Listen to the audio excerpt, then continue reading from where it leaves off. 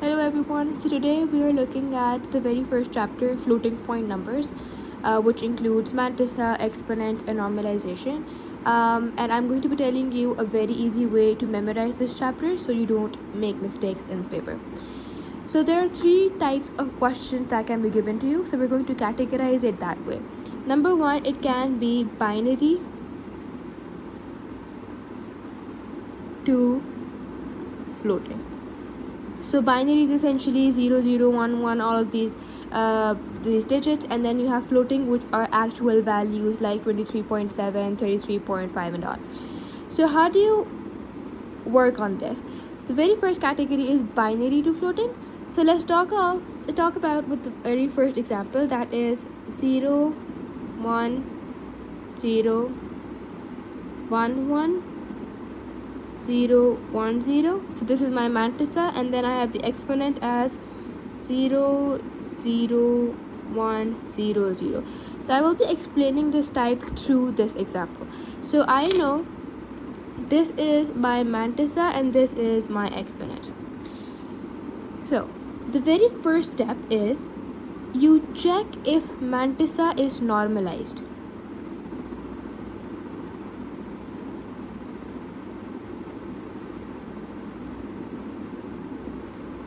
How do we know if it's normalized or not? If these two bits are different, then that means it is normalized. If it's 0, 1 or 1, 0, then that means it's normalized. If it's 0, 0 or 1, 1, then that means you will have to normalize it first before you work on converting it to floating. Once you've done that, second is you check if mantissa is positive or negative. If it is positive, then you can just jump on to the next step, which I will be writing. However, if it's negative, then what you will have to do is you will have to take 2's complement, convert it into a positive number, and then just do all the remaining steps as it is, and then you can just add the negative sign at the very end. Third, if positive, you look at the exponent.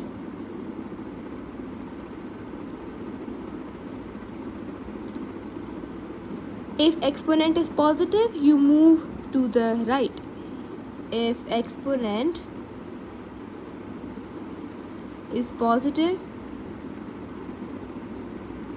you move to right. If negative, you move to the left. Now that I've written all of these steps, let's just apply these on this particular example. Check if mantissa is normalized. 0, 1, yes, it is normalized. Check if mantissa is positive. It's starting off with 0, then that means it is positive. If positive, you look at the exponent. Okay, I look at the exponent and I deduct the value. That's 1, 2, 3, 4, 5. It's giving me 3, which is positive 3 because it's 0 here. So now if it is positive 3, if exponent is positive, you move to the right. Here is my point. I move to the right. 1, 2, 3. So the new binary value that I get is 0, 1, 0, 1.1010. Now all I need to do is now convert it into, this is 1, 2, 4, 8, 16. So it's positive 4. Now when my exponent is positive 4, 1, 2, 3, I have to bring it here. I'm sorry. So it becomes, the new final is 0, 1, 0, 1, 1.010. And then it's 1, 2, 4, 8, 16, and then you have 1 by 2, 1 by 4, 1 by 8. So this gives me the value of 11, and since it's 0.25, it's 11.25, and I have to write positive to show that it's positive 11.25. This was my first type. Moving on towards our second type, which is floating to binary. How do we do this? If, for example, let's start off with an example. They give you a question for 6.5. Let's have positive 6.5, and then we can also take a look at negative 6.5. So when they give you positive 6.5, first we should write it down in binary form. So we have 1, 2, 4, 8 point 1 by 2, 1 by 4, 1 by 8, and then it's 6, so it's 1, 1, 0, 0.100. Now the important thing here is that it has to be 0, 1 because it's positive 6.5. Otherwise, if it was negative 6.5, then it should be 1, starting off with 1. So when you have 0, 1, 1, 0.100, now how do I deduce the exponent value? The point here is, now here is my decimal point.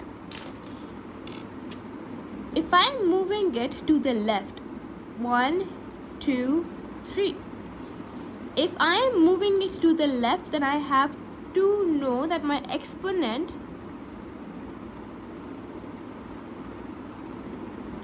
will be positive, which means 1, 2, 3. I'm moving it 3 places back. That means I'm moving it 3 places to the left, so my exponent will be positive 3.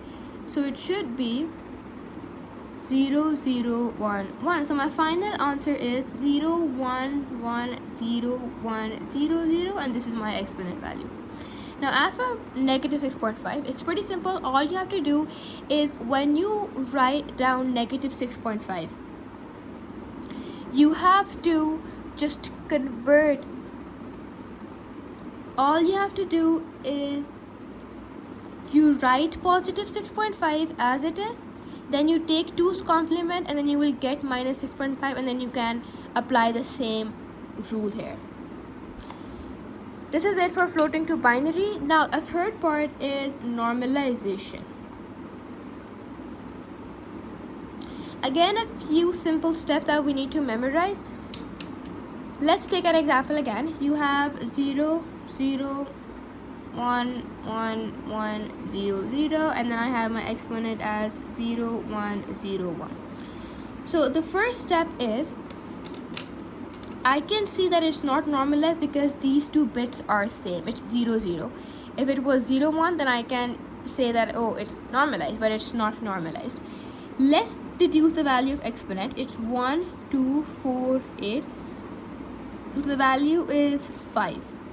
Now, how would I know that the number I'll be getting would be positive or negative? These 2 bits are 0, 0. Then that means that the number I should be getting is positive. If it was 1, 1, 0, 0, 0, 1, 1, then I would have known that this number should be negative. But this is a positive number, so it should be 0, 1. So I have it right here. If I have to move it here, and if my decimal point comes here, I can see that it will become 0, 1, and it will then be normalized. So how many places am I moving it? I am moving it to the right by just 1 place. So when I have this point here is, when you move to right,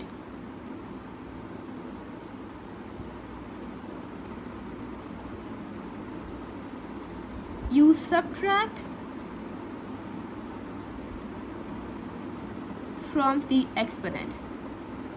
That is to say that I moved to the right by just 1 place. That means my exponent was 5, so I have to do 5 minus 1. That's going to give me 4.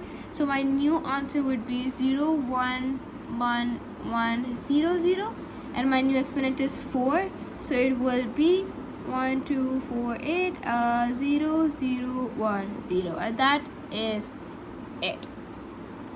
So if these 3 categories are kept in mind, then that would become very easy for you to break down the question and look at the question and solve it properly as well. And that is it. Thank you.